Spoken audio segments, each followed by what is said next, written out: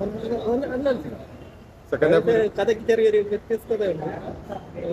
സിദ്ധാർത്ഥ് വരെ, ഷൈജു, ഇവരെ മൂന്ന് പേർക്ക്, പിന്നെ സുരേഷ് കൃഷ്ണ ഒരു പ്രത്യേക ലെവൽ. കുഴപ്പമില്ല, കണ്ടിരിക്കാം.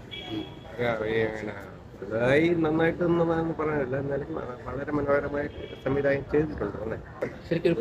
കുറിപ്പ് നന്നായിട്ടുണ്ട്. സ്ക്രിപ്റ്റ് പുതുമയെന്ന് പറയാനും പറ്റത്തില്ല, കാരണം ഈ ടൈപ്പിൽ ഒരുപാട് കഥകൾ നേരത്തെ നമ്മൾ കണ്ടിട്ടുണ്ട്. പിന്നെ എടുത്ത രീതിയിൽ വ്യത്യസ്തതയൊക്കെ ഉണ്ട് ചെറുതായിട്ട്.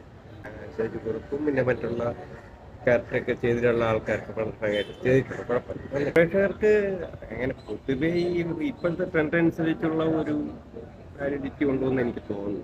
എന്നാലും വളരെ കണ്ടിരിക്കുക എന്നുള്ളത് അങ്ങനെയാണോ എല്ലാവരും ഭംഗിയായിട്ട് ഉള്ള വേഷങ്ങളെല്ലാം നന്നായിട്ട്.